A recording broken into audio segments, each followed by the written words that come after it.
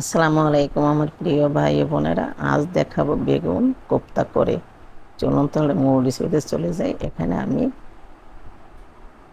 কয়েকটা বেগুন নিয়েছি, আমাদের ছাদের বেগুন গাছের। বেগুনগুলো হলুদ লবণ দিয়ে মেখে রেখেছি, একটু নরম হবে। ফ্রাই প্যানটা দিয়ে দিলাম তেল।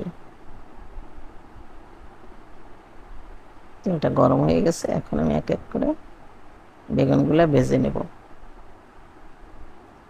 আমার কলিজার ভাই বোনেরা, রেসিপিটা যদি ভালো লাগে তাহলে আমার চ্যানেলটা সাবস্ক্রাইব করে আমার পাশে থাকবেন। পাশে থাকা বেল বাটনটি অবশ্যই বাজিয়ে দেবেন।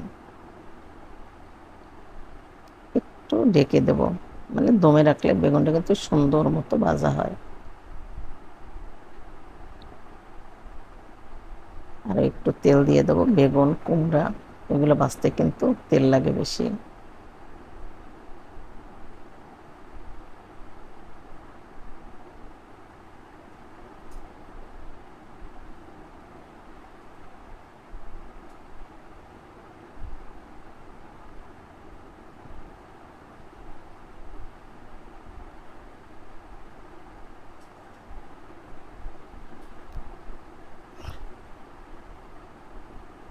বেগুনগুলো কিন্তু আমার ভাজা হয়ে গেছে, অনেক সুন্দর ভাজা হয়েছে, দেখেছেন?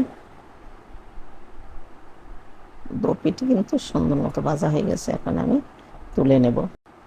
একটা শট কিন্তু দেখাতে পারলাম না, মিস হয়ে গেছে, কারণ আমি যে পেঁয়াজ মরিচ দিয়েছি সেটা কিন্তু দেখাইতে পারছি না। আমি পেঁয়াজ মরিচ ভেজে তারপর বেগুনের সাথে আমি জড়িয়ে দিলাম।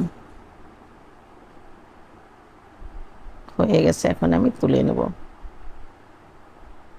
কেমন লাগলো রেসিপিটা? ভালো লাগলে লাইক, শেয়ার, কমেন্টস করতে ভুলবেন না। বেশি বেশি শেয়ার করে দেবেন, অন্যকে দেখার সুযোগ করে দেবেন।